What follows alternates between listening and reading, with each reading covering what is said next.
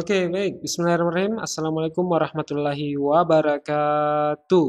Halo teman-teman, adik-adik, rekan-rekan, para pembaca modul pembelajaran interaktif Mobilin, algoritma dan pemrograman dasar. Selamat datang kembali di channel Pak Coding, rumah para programmer pemula. Oke, bagaimana kabarnya hari ini? Semoga masih dalam keadaan sehat walafiat ya semua. Dan semoga semangat belajarnya masih tetap terjaga sampai saat ini ya. Tetap membara. Oke, pada video kali ini saya akan membahas terkait inheritance ya. Ini sebenarnya sudah masuk ke dalam materi pemrograman berorientasi objek ya. Untuk apa istilahnya untuk materi algoritma dan pemrograman dasar ini. Jadi ini sebenarnya adalah kelanjutan dari materi kelas dan objek pada video saya sebelumnya. Oke, jadi inheritance ini adalah salah satu materi yang cukup penting untuk kita ketahui bersama ya. Oke, tanpa perlu berlama-lama, saya langsung masuk saja ke materi intinya. Jadi apa sih inheritance itu ya? Jadi inheritance itu adalah kemampuan suatu kelas ya, kemampuan suatu kelas ya, kemampuan satu kelas untuk memperoleh properti dan karakteristik dari kelas lainnya. Jadi properti di sini ya yang dimaksud properti di sini adalah entah itu variable member atau data member atau member functionnya. Nah, gabungan dari kedua ini atau member function inilah nantinya yang akan membentuk karakteristik dari satu kelas. Nah, inheritance ini sendiri adalah kemampuan suatu kelas untuk memperoleh properti dan karakteristik dari kelas lain, ya. Nah, jadi mewariskan. Jadi suatu kelas itu mewariskan propertinya, karakteristiknya, entah itu data membernya atau member functionnya ke kelas yang lainnya. Ya, seperti itu. Nah, berbicara inheritance, maka kita perlu mengetahui jenis kelas dalam inheritance. Nah, ada dua jenis kelas dalam inheritance. Yang pertama adalah superclass, ya, dan yang kedua adalah subclass. Nah, superclass ini adalah kelas yang propertinya diwarisi oleh subclass disebut kelas dasar atau kelas super. Jadi superclass ini bisa kita sebut sebagai base class juga bisa. Ya, di mana properti data member atau member function dari kelas ini yang dimiliki oleh kelas inilah yang nantinya akan diwariskan ke subclassnya, ke subclass yang mewarisi dari superclass ini. Nah, sedangkan subclass itu adalah kelas yang mewarisi properti dari kelas lain. Nah, subclass ini bisa juga disebut sebagai derived class, ya. Jadi kelas subclass itu mewarisi properti entah itu data member ataukah member function dari superclassnya, ya seperti itu. Oke, kita berpindah ke contoh program. Nah, di contoh program yang saya tampilkan saat ini, kita sudah memiliki satu project ya, nama projectnya saya beri nama Belajar Inheritance, di mana di sini terdapat kelas hewan, ya, ada kelas hewan dan ada kelas kucing. Nah, kelas hewan ini sendiri adalah superclass ya, superclass dari kelas kucing ini, ya. Nah, sini saya beri komentar dulu. Di sini adalah subclass. Oke. Nah, jadi kenapa kelas hewan ini menjadi superclass? Karena ya ini hewan itu kan umum, ya. Hewan itu umum. Kemudian kelas kucing ini adalah subclass karena kucing ini ada di bawah di dalam kelas hewan, ada di dalam hewan. Jadi kucing ini kan adalah bagian dari hewan, seperti itu ceritanya. Nah, kemudian di sini ada fungsi integer main. Oke, sekarang saya hapus ini dulu agar kita mungkin bisa lebih paham ya. Nah, sekarang kita lihat di sini ada kelas hewan. Nah, di kelas hewan ini ada member functionnya, yaitu ada function makan dan ada function tidur. Ya, di mana kedua member function ini itu bersifat public, artinya kalau dia public itu bisa diakses dari entah itu dari subclass ataupun dari kelas lain atau dari manapun itu bisa diakses. Nah, kemudian di sini bisa kita lihat ada kelas kucing, di mana kelas kucing ini adalah subkelas dari kelas hewan. Ini ditandai dengan adanya tanda titik 2 public hewan, ya. Oke. Nah, di mana di dalam kelas kucing ini itu ada satu fungsi namanya fungsi mengeong, ya. Fungsi mengeong itu bersifat public.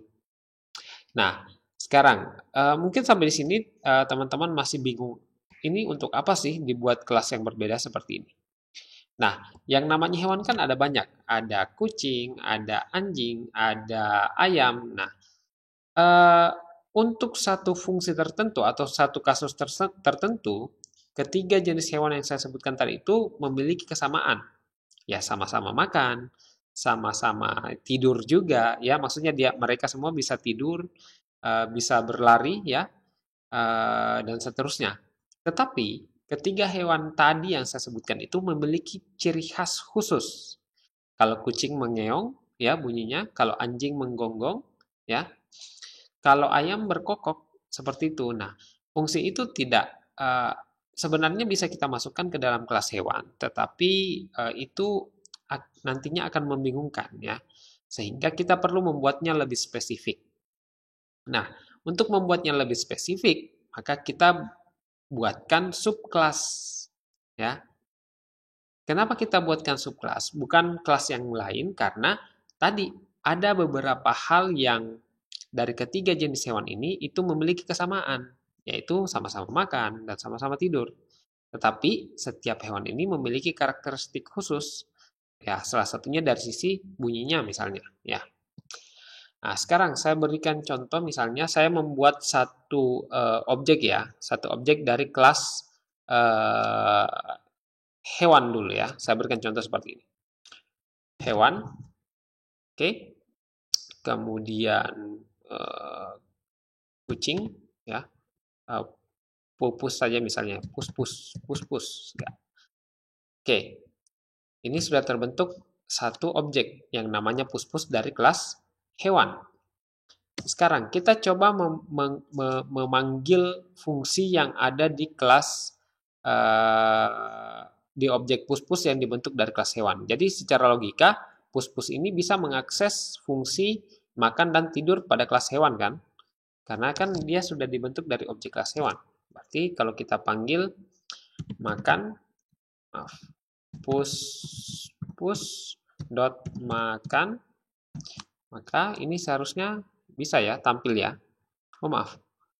Pus apa yang keliru? Overload function. Oke. Oh, sorry. Saya lupa menuliskan ini. Ya. Nah, di sini maka akan muncul saya bisa makan. Kenapa? Karena ketika fungsi makan dipanggil, maka fungsi ini akan tereksekusi di mana di dalamnya adalah perintah untuk menampilkan string saya bisa makan. Sekarang kita coba untuk memanggil fungsi yang ada di subkelasnya, yaitu kelas kucing. Ya. Pus dot mengeong. Apakah bisa? Nah, kalau kita run, maka ini tidak bisa karena kelas hewan, ya, kelas hewan tidak memiliki fungsi mengeong, ya. Kelas hewan tidak memiliki fungsi mengeong. Nah, sekarang kita coba ganti objek pus ini kita bentuk dari kelas kucing. Ya, kucing seperti ini. Nah, ini tadi kalau kita bentuknya dari kelas hewan ini kan error, ya kan? Tapi kalau kita bentuk dari kelas kucing, maka itu tidak akan error. Bisa. Kenapa? Karena pada kelas kucing itu terdapat fungsi mengeong. Nah, mungkin di sini akan muncul pertanyaan, tetapi kenapa kelas pus-pus yang dibentuk dari kelas kucing ini tetap bisa mengakses fungsi makan yang ada di kelas hewan?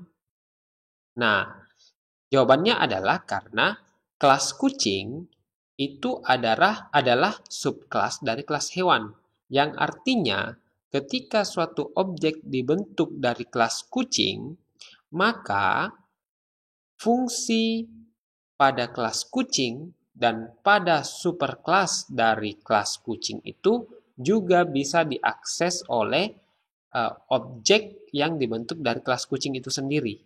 Ya, selama itu publik ya. Nah, nantilah untuk terkait materi akses modifiernya nanti akan kita bahas di video berikutnya. Tetapi pada video kali ini kita fokus dulu ya ke materi inheritance-nya. Oke? Ya. Jadi itu tadi ya. Jadi ketika kita membuat objek pus-pus ini dari kelas hewan seperti ini, maka baris ke-26 ini akan error. Sekali lagi kenapa? Karena di kelas hewan tidak ada fungsi mengeong, ya. Tetapi ketika pus-pus kita bentuk dari kelas kucing, maka baris ke-26 ini tidak error. Karena memang di kelas kucing itu ada fungsi mengeong. Nah, saya ulangi lagi. Mungkin ada yang bertanya, tapi kan di kelas kucing tidak ada fungsi makan, ya, dan tidak ada fungsi tidur. Tapi kok tidak error? Kalau dijalankan kok bisa? Maaf, ini saya lupa lagi. Ya, kok bisa? Nah, bisa diakses. Nah, jawabannya adalah karena kelas kucing adalah subkelas dari kelas hewan, di mana kelas kucing ya. Nah, ini di sini terjadi inheritance, pewarisan dari kelas hewan itu mewariskan fungsi makanan dan fungsi tidur ke kelas kucing. Sehingga objek yang dibentuk dari kelas kucing itu bisa juga mengakses fungsi mengeong, fungsi tidur, dan fungsi makan. Sekarang kita coba bentuk lagi satu kelas ya.